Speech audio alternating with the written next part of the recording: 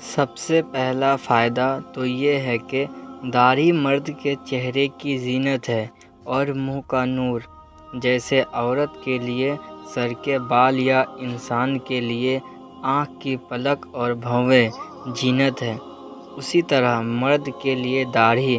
اگر عورت اپنے سر کے بال منڈوا دے تو بری معلوم ہوگی، یا کوئی آدمی اپنی بھویں اور چونکیں صاف کرا دے تو وہ برا معلوم ہوگا۔ اسی طرح مرد داڑھی منڈوانے سے برا معلوم ہوتا ہے۔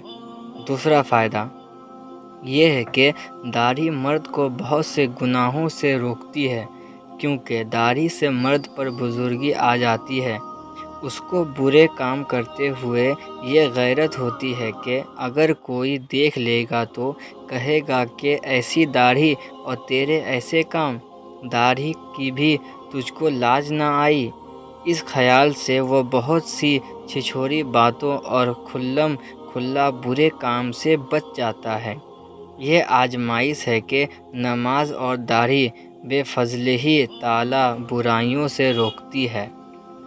تیسرا فائدہ یہ ہے کہ داڑھی کے بالوں سے یکت و مردانگی بڑھتی ہے۔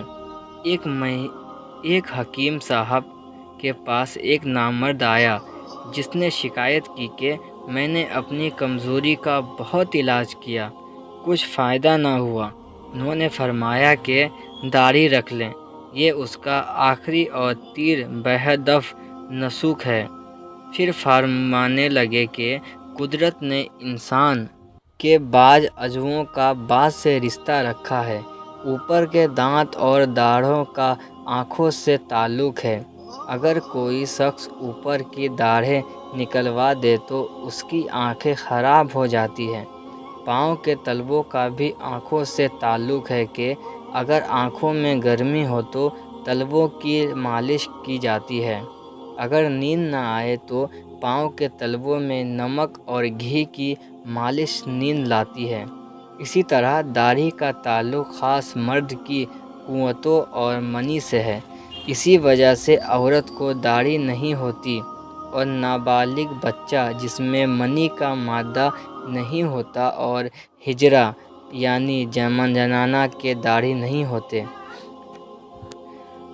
بلکہ اگر کسی مرد کو داڑھی ہو اور اس کے فوطے نکال دیے جائیں تو داڑھی خود بخود جھڑ جائے گی، جس سے معلوم ہوتا ہے کہ عام لوگوں میں جو مشہور ہے کہ اور مولویوں کی اولاد آوارہ نہیں ہوتی، اس کی وجہ داڑھی ہی ہے۔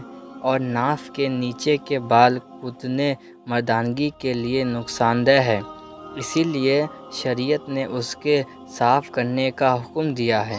اگر ہو سکے تو 8ویں روز ورنہ 15ویں یا 20ویں دن ضرور استورا لیں، غرض کہ سنت کے ہر کام میں حکمت ہے۔ مونچھ کے بال بھی قوت مردانگی کے لیے فائدہ مند ہے، مگر ان کی نوک میں زہریلا اثر ہے، اس لیے ان کو کاٹ تو دو مگر بالکل نہ مونڈو۔